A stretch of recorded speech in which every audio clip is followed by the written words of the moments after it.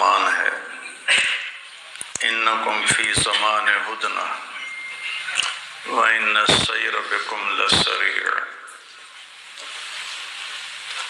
أَفَلَا تَرَوْنَ إِلَى اللَّيْلِ وَالنَّهَارِ يُبْلِيَانِ كُلَّ جَدِيدٍ وَيُقَرِّبَانِ كُلَّ بَعِيدٍ وَيَأْتِيَانِ بِكُلِّ مَوْعُودٍ فقال مقداد رضی اللہ تعالی عنہ ما الہدنۃ یا رسول اللہ؟ قال دار بلاء وانقطاع وإذا التبست عليكم الأمور كقطع الليل المظلم فعليكم بالقرآن فإنه ماحل مصدق وشافع مشفع من جعله أمامه قاده إلى الجنة من جعله خلفه ساقه إلى النار أو كما قال صلی اللہ تعالی علیہ وسلم۔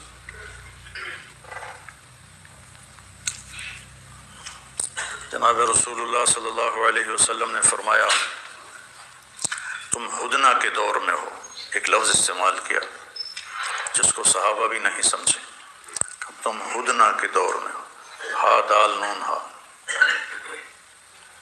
اور وقت بڑی تیزی سے گزر رہا ہے۔ افلا ترون علی اللیل والنہار، دیکھتے نہیں ہو دن اور رات کو، یبلیان کل جدید، ہر نئے کو پرانا کر رہے ہیں، یقربان کل بعید، ہر دور کو قریب لا رہے ہیں، ویاتیان بکل موعود، اور ہر وعدے جو کیے گئے ہیں ان کو کھینچ کے تمہارے سروں پہ لا رہے ہیں۔ مقداد رضی اللہ تعالیٰ عنہ نے پوچھا ما الہدنۃ یا رسول اللہ، یا رسول اللہ ہدنہ کیا ہے؟ یعنی یہ لفظ صحابہ کے لیے بھی نیا تھا۔ ابو بکر رضی اللہ عنہ ایک دفعہ اللہ کے نبی سے کہنے لگے یا رسول اللہ ہم بھی عرب ہیں، قریشی ہیں، آپ بھی عرب ہیں، قریشی ہیں، آپ ایسا کلام بولتے ہیں، ایسی تعبیرات لاتے ہیں، ہم نے کبھی سنی نہیں ہوتی، یہ کہاں سے آپ لاتے ہیں؟ تو آپ نے فرمایا ادبنی ربی فاحسن تادیبی وعلمنی ربی فاحسن تعلیمی، یہ میرا رب ہے جو مجھے یہ ادب سکھاتا ہے اور یہ علم سکھاتا ہے، میرے رب کی عطا ہے۔ اور اللہ نے آپ کو وما علمناہ الشعر وما ينبغی لہ، ہم نے آپ کو شعر و شاعری نہیں سکھائی، نہ ہی آپ کے شایان شان تھی۔ اتنے افصح الناس افصح الانبیاء، وہ زندگی میں ایک شعر کہا وہ بھی غلط کہا، تو آپ تو سب سے زیادہ حقدار تھے شاعری کے، جس طرح کا اللہ نے آپ کو علم دیا تھا، لیکن اس لیے آپ کو شاعری سے دور رکھا کہ مشرکین مکہ یہ الزام نہ لگا دیں کہ یہ قرآن اپنی طرف سے گھڑ کے ہمیں سنا رہا ہے۔ ما کنت تدری ما الکتاب ولا الایمان۔ تو آپ کی تعبیرات ایسی خوبصورت ہوتی تھیں کہ سننے والے دنگ رہ جاتے تھے۔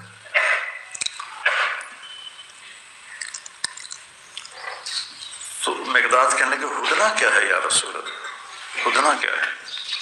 تو آپ نے فرمایا دار بلاء وانقطاع، مصیبتوں کا گھر اور مٹ جانے ٹوٹ جانے والا گھر، ہدنہ اسے کہتے ہیں۔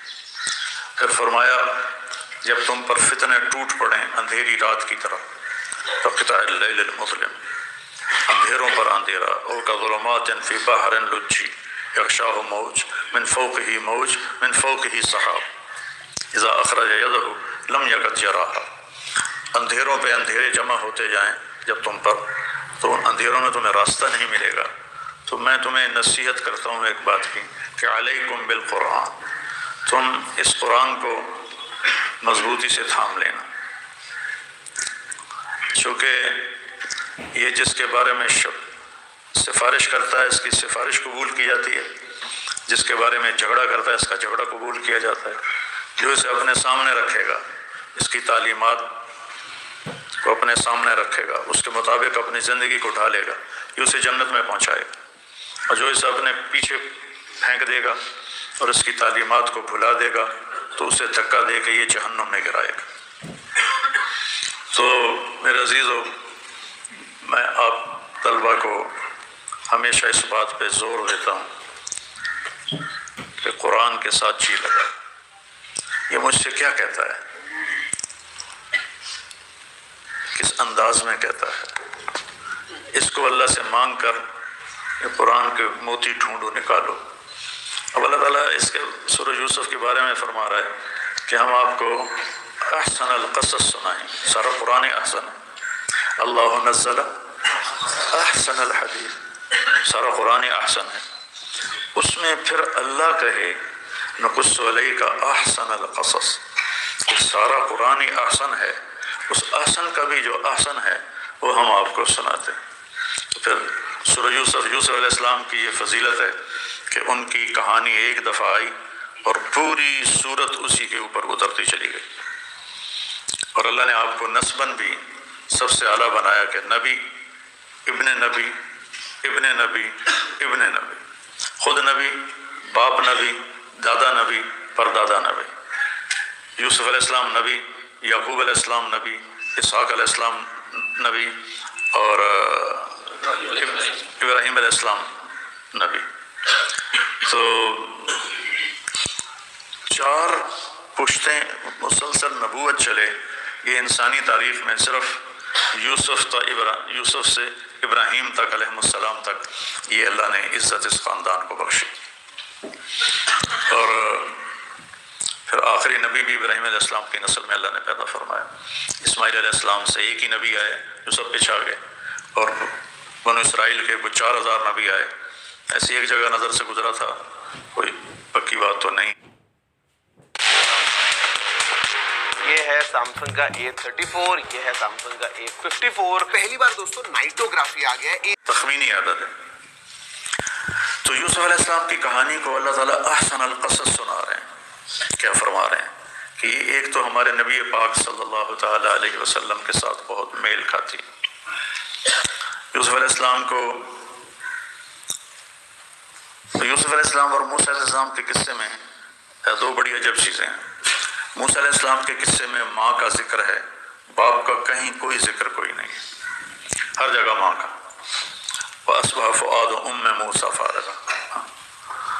اور هَلْ أَدُلُّكُمْ عَلَىٰ أَهْلِ بَيْتٍ يَكْفُلُونَهُ وَهُمْ لَهُ نَاصِحُونَ فَرَدَدْنَاهُ إِلَىٰ أُمِّهِ كَيْ تَقَرَّ عَيْنُهَا وَلَا تَحْزَنَ. ماں کا ذکر چلتا ہے، اور موسیٰ علیہ السلام کی کہانی ماں کے گرد گھومتی. اور یوسف علیہ السلام کے قصے میں ماں کا کوئی تذکرہ نہیں ہے، باپ کا ذکر آتا ہے، اور ساری کہانی یعقوب علیہ السلام کے گرد گھومتی. جتنا قرآن نے ہائی لائٹ کیا ہے یوسف علیہ السلام کو، اتنا ہی شدت کے ساتھ یعقوب علیہ السلام کے باپ ہونے کو ذکر کیا ہے کہ کسی کی اولاد بگڑ جائے تو باپ کو کیسا ہونا چاہیے. عام طور پر یہ اخباروں میں چھپا ہوتا ہے میں نے اپنی اولاد کو عاق کر دیا، یعنی جائیداد سے محروم کر دیا، تو اس کے نافرمانی کی وجہ سے. تو کیا یہ شریعت سے اس کا کوئی ثبوت ملتا ہے یا کوئی اور کہانی ہے؟ تو یعقوب علیہ السلام کی کہانی یوسف علیہ السلام کے برابر چلتی ہے. اور یعقوب علیہ السلام کا بطور باپ جو معاملہ ہوا اپنے نافرمان بچوں کے ساتھ، وہ بطور خاص قرآن نے اس کو ہائی لائٹ کر کے بتایا. اب سب کل کو والدین بننے والے ہیں، کئی بنے بیٹھے ہیں. کئیوں کی اولاد نیک ہے، فرما بردار ہے، کئیوں کی اولاد نافرمان ہے. اکثریت تو آج کل اولاد نافرمان ہے. اس میں والدین کا بھی قصور ہے کہ انہیں دین سکھایا ہی نہیں. ناظرہ قرآن پڑھا دیتے ہیں اور بس چھٹی. تو جو ناظرہ پڑھانے آتا ہے بیچارہ، وہ غربت کا مارا ہوا آتا ہے گھروں میں، اس نے آدھا گھنٹہ یہاں پڑھانا ہے، آدھا گھنٹہ وہاں پڑھانا ہے، آدھا گھنٹہ وہاں پڑھانا ہے. اس سے اس نے اپنے پیسے جمع کرنے ہیں. اگر وہ کہیں پڑھتا ہے تو اپنا خرچہ چلانا ہے، یا وہ پڑھتا نہیں تو اس نے اپنے چولہے کا خرچہ چلانا ہے. تو اس کی دماغی جو سوچ ہوتی ہے وہ انتہائی محدود قسم کی ہوتی ہے، اور بس اس نے ٹائم پاس کر کے چند سطروں سے گزار کے آگے جانا ہوتا ہے. تو ہم اپنے والدین آج کے اپنے بچوں کو قرآن نہیں سکھاتے. کچھ بھی نہ کریں، قرآن سکھا دیں اس کے ترجمے کے ساتھ کہ اللہ کیا کہتا ہے، تو پوری زندگی کی کایا پلٹ سکتی ہے. تو اولاد جب نافرمان ہو جائے تو والد کو کیا کرنا چاہیے، یہ ہمیں یعقوب علیہ السلام کے قصے میں یہ کہانی ملتی ہے. اب ان کی سرکشی آپ اس جملے سے اندازہ لگائیں، لقد کان فی یوسف و اخوتہ آیات للسائلین. بڑی کھلی نشانیاں ہیں یوسف علیہ السلام اور ان کے بھائیوں کی کہانی میں. اور یہ یہود نے سوال کیا تھا قریش مکہ سے کہ یوسف کو پوچھو کہ وہ فلسطین چھوڑ کے مصر کیسے آ گیا، اگر نبی ہوگا تو بتائے گا، نہیں ہوگا تو نہیں بتائے گا. تو اس پر یہ پوری کہانی، پوری صورت اتاری گئی. کیا نشانیاں ہیں؟ اب آگے بچے باپ کے بارے میں کس طرح کا بول رہے ہیں کہ کہہ رہے ہیں اذ قالوا لیوسف واخوہ احب الی ابینا منا. خود ہی منصف بنے بیٹھے ہیں. دیکھو نا، یہ یوسف اور اس کا جو بھائی ہے اس سے ہمارا باپ زیادہ پیار کرتا ہے، ہم سے کم پیار کرتا ہے. ان ابانا لفی ضلال مبین. پھر لا یوسف لام آیا، پھر لفی ضلال مبین، پھر لام آیا، اور ان کے ساتھ ان ابانا، ان تاکید لام تاکید مل کے قسم کے معنی میں آ گیا کہ ہم قسم اٹھاتے ہیں کہ ہمارا باپ ضلال مبین میں ہے. مفتی تقی صاحب نے اس کا ترجمہ کیا ہے کہ بہت بڑی غلط فہمی میں ہے. یہ انہوں نے ادباً یہ ترجمہ کیا ہے، نہ بچوں کا مزاج، بچوں کا انداز گفتگو، بچوں کا سکیم بنانا، یہ اس کے اصل مطلب اور معنی پر ہی یہ جملہ آیا ہے کہ ہمارا باپ کھلی گمراہی میں ہے، کھلی گمراہی میں مبتلا ہے. مفتی صاحب کا قلم ادب کی وجہ سے کھلی غلط فہمی کی طرف چلا گیا، پاس ادب کے لیے انبیاء کے.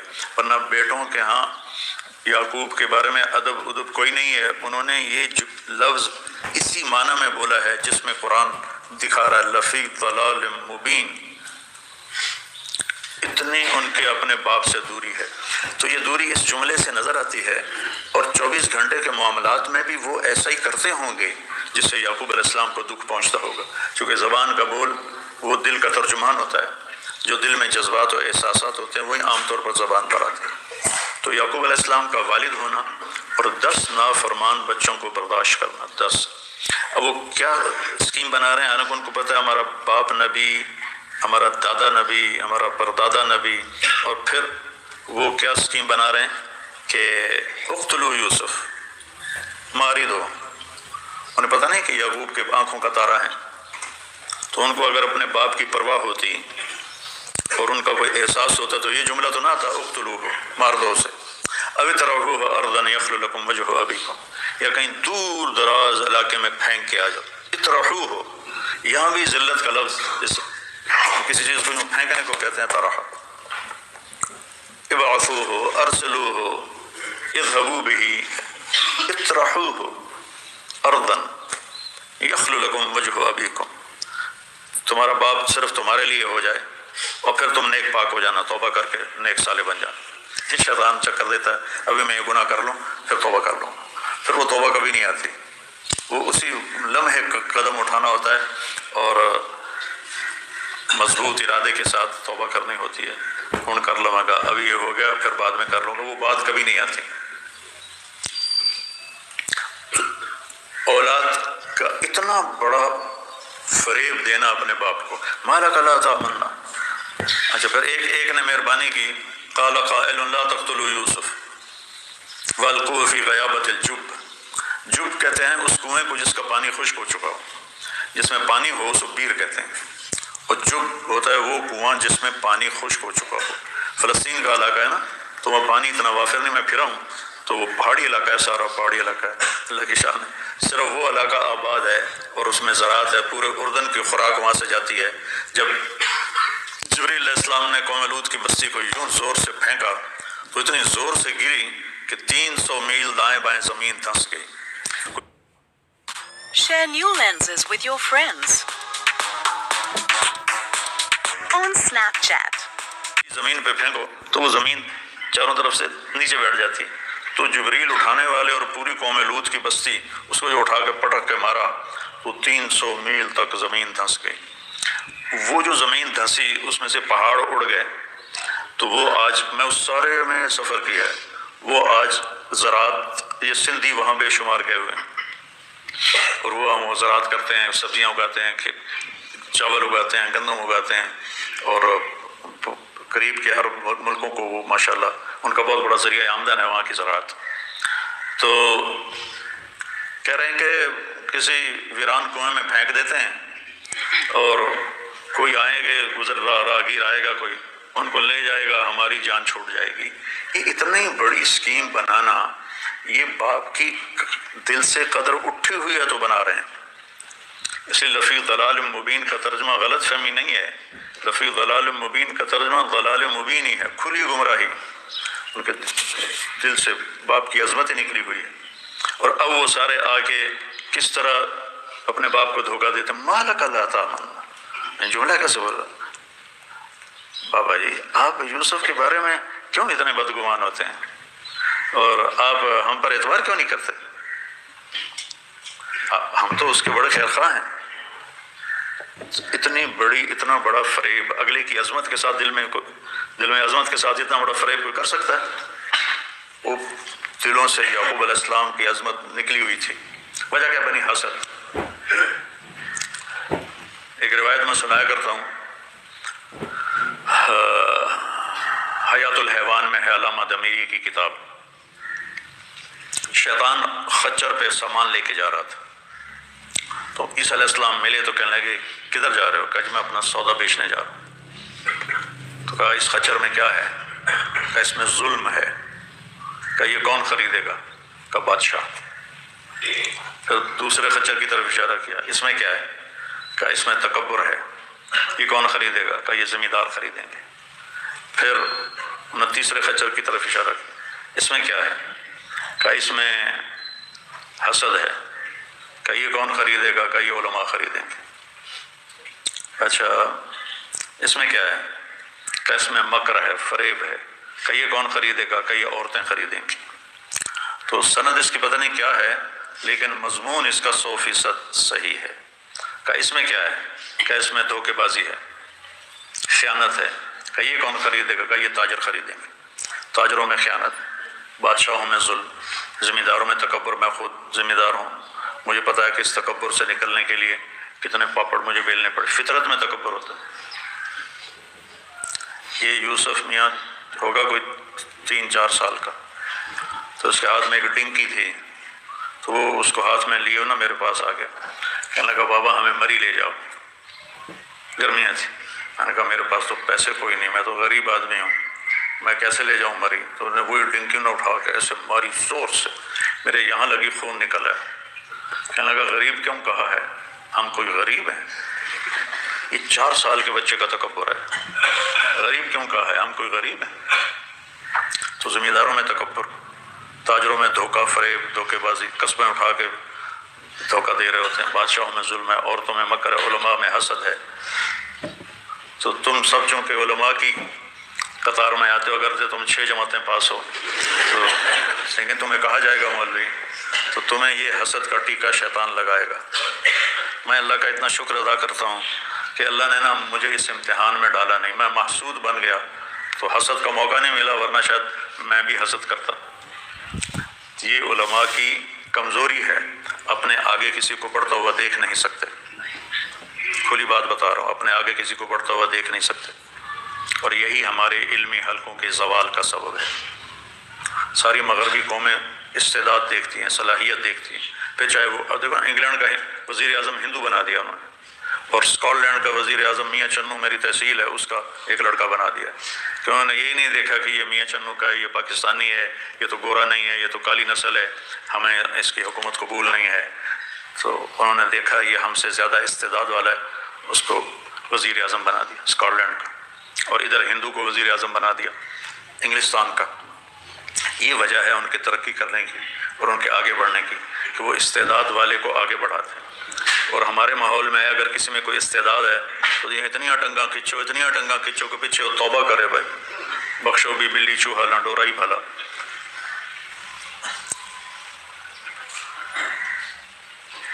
تو وہ حسد, یوسف علیہ السلام سے حسد جو تھا وہ اتنی بڑی گستاخی, اتنے بڑے ظلم پر اپنے, چلو باپ تو ایک تھا نا, ماں الگ تھی, باپ تو ایک تھا, اور یہ نبی کی گود میں پل کے یہ سارے جوان ہوئے. اور یوسف علیہ السلام کی عمر کوئی 7 سال تھی اس وقت, اس لیے جب ان کو لے کر نکلے تو اسے وہ پٹک کے زمین پہ مارا. اور ٹھڈے مارنے لگے اور مکے مارنے لگے، اور وہ بیچارے کبھی ادھر سے تھپڑ کھاتے کبھی ادھر سے تھپڑ کھاتے، اور جب وہ کنویں میں پھینکنے لگے تو ان کا ہاتھ پڑ گیا کنویں کی منڈیر پر اس طرح، تو ایک بھائی نے تلوار کا قبضہ یہاں مارا، اس سے ان کی انگلیوں میں درد ہوا، ہاتھ چھوٹ گئے اور وہ نیچے گرے۔ اس وقت اللہ کی طرف سے وحی آئی لَتُنَبِّئَنَّهُم بِأَمْرِهِمْ هَٰذَا وَهُمْ لَا يَشْعُرُونَ، یوسف فکر نہ کرو، ایک دن آئے گا تو انہیں ان کی یہ روح سیاہی بتائے گا اور ان کو اس وقت خبر بھی نہیں ہوگی۔ پھر آگے دیکھو، تَاللَّهِ إِنَّكَ لَفِي ضَلَالِكَ الْقَدِيمِ، جب انہوں نے إِنِّي لَأَجِدُ رِيحَ يُوسُفَ لَوْلَا أَن تُفَنِّدُونِ، جب یوسف علیہ السلام نے اپنا کرتا دے کے بھائیوں کو بھیجا کہ جاؤ اور میرے باپ کو یہ کرتا اس کی آنکھوں پہ لگاؤ، یات بصیرہ، اس کی آنکھیں ٹھیک ہو جائیں گی، ان کی یاد میں روتے روتے اندھے ہو گئے تھے، آنکھیں چلی گئی تھیں، اتنا دکھ دیکھا یوسف کا، اور ان کے بھائی دیکھ رہے ہیں کہ باپ ہمارا اندھا ہوتا جا رہا ہے اور نابینا ہوتا جا رہا ہے۔ تو یہ سارا کچھ وہ یہ حسد کی آگ تھی جس نے اتنے بڑے جرم پر انہیں بھڑکایا اور اٹھایا۔ دیکھنے میں پہلا گناہ دنیا میں حسد ہوا تھا، پہلا گناہ کہ قابیل کو حابیل سے حسد ہو گیا، کہ قابیل کی قربانی قبول ہو گئی، حابیل کی قربانی قبول ہو گئی، استقبل من احدهما ولم يتقبل من الاخر قال لاقتلنك، تو قابیل کھیلو گے نہیں تو جیتو گے کیسے؟ جاؤ اور ٹیم بناؤ۔ کی قربانی قبول نہیں ہوئی تو اس کو حسد ہوا کہ میں تیری جان لے کے چھوڑوں گا، ان کا لے لے ماں نے باسطیں ید لے، تو مجھے مار رہا ہے تو مار، میں نہیں تجھے ماروں گا، میں اپنا ہاتھ نہیں بڑھاؤں گا، انی اريد ان تبوء باسمك فتكون من اصحاب النار، تو میرا گناہ بھی اپنے ذمہ لے اور اپنا بھی اپنے ذمہ لے۔ تو وہاں کہہ رہے ہیں اللہ انک لفی قال انی لاجد ریح یوسف لولا ان تفندون، کہ مجھے کہیں تم سٹھایا ہوا پاگل نہ سمجھو تو مجھے یوسف کی خوشبو آ رہی، قط اللہ انک لفی ضلالک القدیم، یہاں تو قسم نہیں تھی، یہاں دو قسمیں، ایک اللہ ہے پھر انک اور پھر لام، اور کاف کے ساتھ ٹک جیسے تیر کی طرح کوئی جملہ کسی کے سینے پر دے کے مارو، انک لفی ضلالک القدیم۔ اور پھر کہ لا تفتح تذکر یوسف حتی تکون حرضا او تکون من الحالکین، کہ تو یوسف کو یاد کرتے کرتے کرتے یا تو بہت بیماری میں چلا جائے گا یا تو ہلاک ہو جائے گا، مر جائے گا۔ یہ چند جملے ان بچوں کی نفسیات بتا رہے ہیں اور ان کا رویہ بتا رہا ہے، ان کا رویہ بتا رہے ہیں یہ کلمات۔ آگے یعقوب علیہ السلام نے کیا کیا، فصبر جمیل واللہ المستعان علی ما تصفون، کہ بچوں مجھے پتہ ہے تم نے کیا کیا ہے، کیونکہ چور کہیں نہ کہیں تو نشانی چھوڑ جاتا ہے، وہ قمیص کو خون تو لگایا انہوں نے لیکن پھاڑا نہیں، تو یعقوب علیہ السلام نے فرمایا بڑا سمجھدار بھیڑیا ہے جس نے کرتا اتار کے میرے بیٹے کو کھایا، تو وہ کہنے لگے کہ ہم تو پہلے ہی کہتے تھے آپ ہم پہ یقین نہیں کریں گے، بجاؤ ابا ہمیشہ یبکون، کیا کہا انا ذهبنا نستبق وترکنا یوسف عند متاعنا فاکلوا الذئب وما انت بمؤمن لنا، چور کی داڑھی میں تنکا، ساتھ یہ بھی کہہ رہے ہیں ہمیں پتہ ہے آپ ہماری کہانی کو تسلیم نہیں کریں گے، اگرچہ ہم سچے بھی ہوں گے تو بھی نہیں آپ تسلیم کریں۔ میں کہا فصبر جمیل، میرا صبر ہے۔ صبر جمیل کیا ہے کہ جتنے سال، کہیں کوئی ملا نہیں ایسا واضح کہ کتنے سال کی جدائی ہے، لیکن لمبی جدائی ہے، 25-30 سال کی جدائی ہے، تو ہو سکتا ہے اس سے بھی زیادہ ہو۔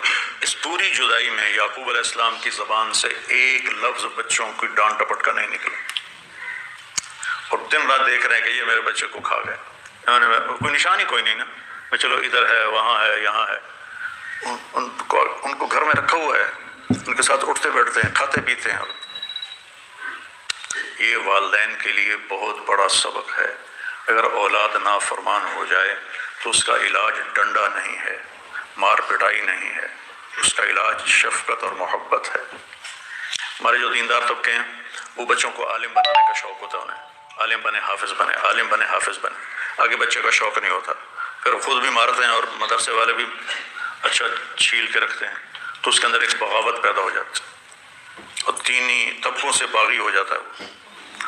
تو یعقوب علیہ السلام کی کہا، میں بیٹھا ہوا تھا مولانا سید خان صاحب رحمۃ اللہ علیہ کے پاس، میں ادھر بیٹھا تھا، مولانا ادھر بیٹھے تھے، تو ایک شخص آئے کراچی کے کہ جی دعا کریں اللہ میرے بیٹے کو عالم بنائے، تو مولانا نے فرمایا اللہ آپ کے بیٹے کو نیک بنائے۔ تو مجھے خیال آیا اسی وقت کہ اس آدمی نے دعا کہی ہے عالم بنے، یہ کہہ رہے ہیں نیک بنے، یہ دعا اور اس کے سوال اور اس کے جواب میں مطابقت نہیں. تو ابھی یہ میرے اندر اشکال چل رہا تھا کہ مولانا نے گفتگو شروع فرمائی کہ اللہ نے ہمیں جو اولاد کے بارے میں دعا سکھائی ہے وہ ہے رب حب لی من الصالحین، یا اللہ مجھے نیک اولاد نصیب فرما. عالم اولاد کا نہیں فرمایا کہ نیک بننا تو فرض ہے، پھر عالم مقدر میں ہوگا تو بن جائے گا، نہ نیک بننا فرض ہے کہ وہ اس ایسے راستے پر چلے کہ جہنم سے بچے. تو یعقوب علیہ السلام تھک ہار گئے اور ٹوٹ گئے اور چور چور ہو گئے، اور پھر کیا کہہ رہے ہیں، یا بنی یا اذهبوا، یا بنی، اے میرے پیارے بچوں، یا بنائی نے یا بنی اذهبوا فتحسسوا من یوسف واخیہ، جاؤ ذرا تلاش کرو یوسف کو، ہے وہ زندہ ہے. یا بنی، اتنا دیکھ کر ان کی سرکشی اور ان کی سازش اور ان کا ظلم، اس کے بعد کہہ رہے ہیں یا بنی، بطور باپ تمہیں کیسا چلنا ہے. سورہ یوسف اس کی بہت بڑی مثال ہے. عام طور پر علماء سورہ یوسف میں صرف یوسف علیہ السلام کا قصہ نقل کرتے ہیں، اور میں اس میں یعقوب علیہ السلام کو پہلے بیان کرتا ہوں، یوسف علیہ السلام کو بعد میں بیان کرتا ہوں، کہ پہلا کردار تو یعقوب علیہ السلام ہے کہ انہوں نے اتنی بڑی نافرمانی کو برداشت کیا. صبر جمیل کا مطلب ہے کوئی گلہ نہیں کروں، اور 40 برس میں کوئی گلہ نہیں کیا. اور جب درخواست کی تو یہ نہیں کہا اذهبوا یا بنی، اے میرے پیارے بچوں، اذهبوا فتحسسوا من یوسف واخیہ، جاؤ مہربانی کرو دوبارہ تلاش کرو. تو ماشاءاللہ یہاں سے نکلو گے، کسی کی شادی ہوگی، کوئی سال لگا کے شادی کرے گا، جس طرح بھی آپ کے حالات بنے. تو اولاد کے بارے میں پھر ایک دم انسان بڑا سینسٹیو ہو جاتا ہے کہ اس کو میں نے ٹھیک کرنا ہے، اس کو میں نے حافظ بنانا ہے، اس کو میں نے عالم بنانا ہے، اس کو میں نے ایسا بنانا ہے، ایسا بنانا ہے. وہ تو یہاں لکھوا کے آیا، اس نے کیسا بننا.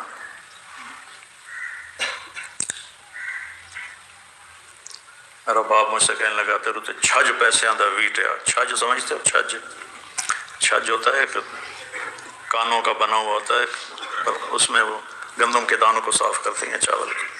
تو مجھ سے کہنے لگے تیرے تو چھج پیسے آندہ ویٹ ہے، تو ہن تو آنا میں مولوی بننا ہے، میں ڈاکٹر نہیں بننا.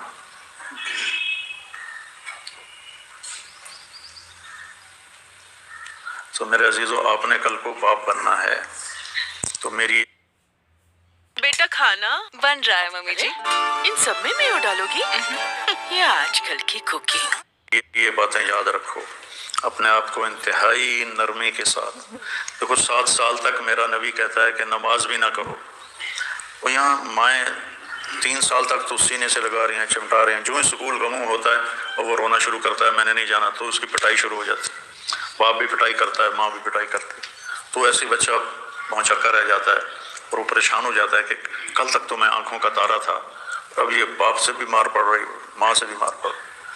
اور مجھے پڑھنے کا شوق ہی نہیں تھا، اس لیے میں نے ڈاکٹر کو نہیں بننا تھا. اللہ نے مجھے کرم کیا، میرے اوپر میرا ہاتھ پکڑا. میں اسے اب کہا کرتا ہوں کہ یا اللہ بس اب اس کو چھوڑنا نہیں، تھوڑی فاصلہ باقی رہ گیا ہے، اسے نبھا دینا میرے مالک. تو مجھے میرے باپ نے اتنا سخت مارا کہ وہ چھٹیوں میں نا وہ ٹیوشن، پہلی دوسری جماعت سے ہماری ٹیوشن شروع ہو گئی. اب میں کھسک جاتا تھا کبھی ادھر کبھی ادھر. تو کئی دفعہ میری شکایت لگائی میری ماں نے کہ یہ پڑھتا نہیں ہے، استاد آتا ہے یہ بھاگ جاتا ہے. اور میرے باپ نے مجھے پکڑ لیا اور اٹھا کے مارا، ایسے گھما کے مارے، ایسے مجھے گھمائے اور پھر چھوڑ دے، پھر گھمائے پھر چھوڑ دے. میں گھومتا کبھی لاٹو کی طرح ادھر جاؤں کبھی ادھر جاؤں، میری چیخیں آسمان پر. تو یہ طریقہ تو نہیں ہوتا اولاد کو کسی رخ پہ ڈالنے کا. تو اللہ تمہیں کل کو باپ کا منصب دے تو بڑا ظرف رکھنا، بڑا حوصلہ رکھنا. اپنے بچوں سے دوستی لگا لینا، ورنہ کسی اور سے دوستی لگائیں گے تو ان کی طرف سے غلط رائیں ملیں گی، غلط مشورے ملیں گے. تم اتنا تعلق بناؤ. میرے نبی کہتے ہیں کہ 7 سال تک تو اس کو نماز کا کہو بھی نہیں. 7 سال کے بعد تو 7 سال تک نماز کا کچھ نہیں کہنا، تو مطلب ہے کوئی سزا بھی نہیں دینی، کوئی ڈانٹ ڈپٹ بھی نہیں کرنی. اور 10 سال کی عمر میں چلا جائے تو پھر نماز کے لیے سختی کرو، نہ پڑھے تو کچھ اس کو مناسب سزا دو. 10 سال میں بچہ شعور میں آ جاتا ہے اور اسے پتہ ہوتا ہے کہ مجھے یہ سزا کیوں مل رہی. میری جب پٹائی ہو رہی تھی تو میرا شعور ہی نہیں تھا کہ میں کیوں پڑھا, میں کیوں پڑھوں, مجھے کیا ضرورت ہے پڑھنے کی. نوکر بھی ہیں اور جداد بھی ہے اور سارا کچھ ہے, تو میں روٹی لا کے کیوں پڑھا, لیکن اس پر میرے ڈنڈے برس رہے ہیں. تو ڈنڈوں سے دماغ اور سخت ہو جاتا ہے, موٹا ہو جاتا ہے, مار پڑھ پڑھ کے نا. تو ہمارا ہاسٹل کے وارڈن تھے طالب صاحب, وہ ڈنڈا ایک سیف میں پڑا ہوتا تھا, تو جس کو مارنا ہوتا تھا اس کو بلاتے اے چابی پھاڑ, تالا کھولو. اب میرے ساتھ یہ ہو چکا ہے بہت دفعہ ہوا, میں تو بہت ہر دل عزیز تھا نا. نیچے سے فرسٹ, 33 نمبر والے, کبھی کوئی پریشانی نہیں, بھائی اتنے تھوڑے نمبر آئے, بس پاس ہو گئے کافی. کہتے تالا کھولو جی. اب میں ہی تالا کھول رہا ہوں, ایک کٹو اپنے چاچے نو, میں پھر وہ ڈنڈا نکال کے دے رہا ہوں. یہ جس کو بھی مارتے تھے یہی ہوتا تھا, لیکن میرے ساتھ چونکہ کئی دفعہ ہوا تو مجھے بڑا اچھی طرح یاد. پھر وہ اس کو ایسے صاف کرتے تھے, آ جا پتر ہوں تو آگے آ جا, وہاں پہ ٹھا ٹھا ٹھا ٹھا ٹھا ٹھا. تو بیٹا ان رشتوں میں محبت, الفت, رشتہ داروں کی طرف سے اچھا سلوک نہیں ملے گا. یہ میری بات پلے باندھ لو, رشتہ داروں کی طرف سے اچھا سلوک نہیں ملے گا. تو پٹھانوں والی ضد نہیں لگانی کہ بس وہ ہم سے اچھا سلوک نہیں کرتے تو ہم بھی نہیں کریں گے, نہیں, یہ ضد نہیں لگانی. تو انشاءاللہ یہ میری باتیں تمہیں یاد آئیں گی, تمہارے کام آئیں گی اگر ان کو تم دھیان سے سن رہے ہو اور دل میں انہیں جگہ دے رہے ہو. کہ ہر رشتے میں میرے, صرف ابھی تو چونکہ باپ کی بات ہو رہی تو میں اسی رشتے کو بیان کر رہا ہوں, تو ہر رشتوں میں محبت ہی سب سے بڑا فاتح ہے. محبت سے آپ لوگوں کے دلوں کو خرید لو. تو یعقوب علیہ السلام کی کہانی سورہ یوسف میں اتنی ہائی لائٹ ہے جتنا یوسف علیہ السلام ہائی لائٹ. چلو, گزشتہ سال سیلاب کی تباہ کاریوں کا شکار ہونے والے ہزاروں خاندانوں کو ہم بھولے نہیں. متاثرین کی مشکلات کا ازالہ کرنے کے لیے MTJ فاؤنڈیشن کا وسیع تقسیم راشن پروگرام سیلاب سے متاثر ہونے والے